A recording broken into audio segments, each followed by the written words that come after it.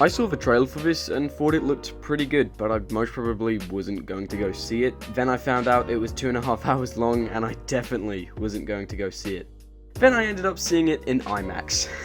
Oh wait, no I didn't, because the IMAX film projector was broken and they decided to not email me beforehand. So I went there and they were nice. They fully refunded my £17 ticket and then even gave me a ticket for another showing for completely free, which was very nice of them. Anyway, talking about the film, this was directed by James Mangold, and I have only seen one of his films, which was Gale Interrupted, which I thought was very well made. But he also did Logan, which I still have not seen, but everyone says it's great. And you know what else is great?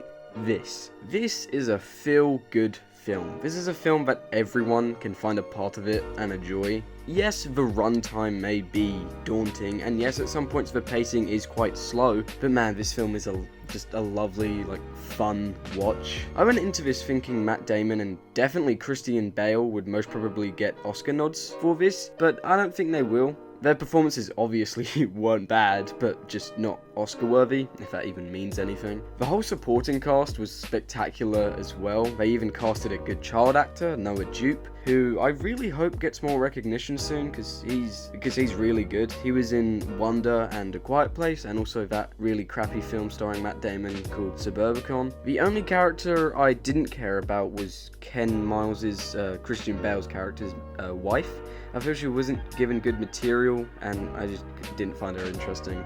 However, I think this most probably will, if not win, definitely get a nomination for sound editing or mixing. I honestly don't think the Academy even knows the difference between those two, because the sound design of this film is fantastic, and I'm not even talking about it was loud car noise. Yeah, the sound design of this film is really good, and it really adds to the realism of this film. Oh, and also the soundtrack was really good as well. It's just nice 60s music, which I really like, and it just felt really nice. Yeah, soundtrack was really good. Yeah, anyway, so the just perfect sound design of this film adds to the realism of this film, because this film feels very real. And although I've only seen 2 of his films, both of which were based on true stories, I think that's James Mangold's trademark, because he doesn't really have a distinctive style. The cinematography in this film definitely isn't bad. This is a very well shot film, and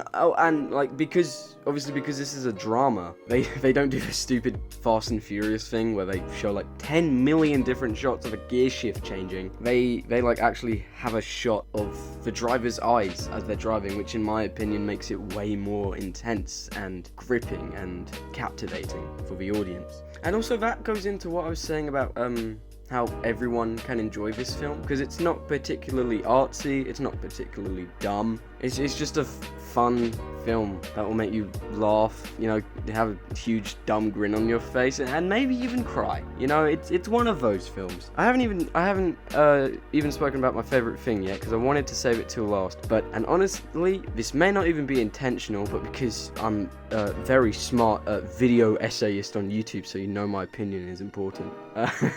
I love how I interpreted this film as an allegory for mainstream Hollywood filmmaking, about how producers, about how stubborn producers always try to ruin the director's vision, and that was a huge recurring theme in this film. And just overall, I saw it as just one big metaphor for filmmaking, because they had the executives forcing them to do what they didn't want to do, and then they had the whole problem solving of making the car, and obviously filmmaking is problem solving, and I just really like that element of it, even if it wasn't intentional. And yeah, I'm definitely gonna buy the Blu-ray of this film, not when it comes out, but the moment I have the money, because it was really good. I really did enjoy this film. Yeah, please go see it. Please don't be the dickheads that were in my screening who clearly snuck in because they were moving every time someone new walked in. Please don't be dickheads like them. Please pay money to see this film, because it is fantastic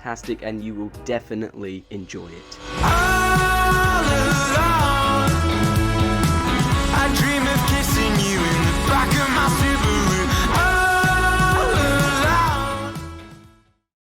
alone. Okay, quick spoilers, so maybe click off if you haven't seen the film. Dude, I used to be so into cars when I was younger, and, this film really made that young part of me come out again. And, honestly, I'm surprised I didn't know the full story of this film. I did not know Ken Miles died. And honestly, I love the way that his death was executed. It was honestly beautiful. Oh, it was great. And it was just so unexpected. And it just made me, it made me feel happy, but not, obviously not because he died, but it made me feel so sad. But it's like, he literally died doing what he loved. And just, Christian Bale's fucking great, dude.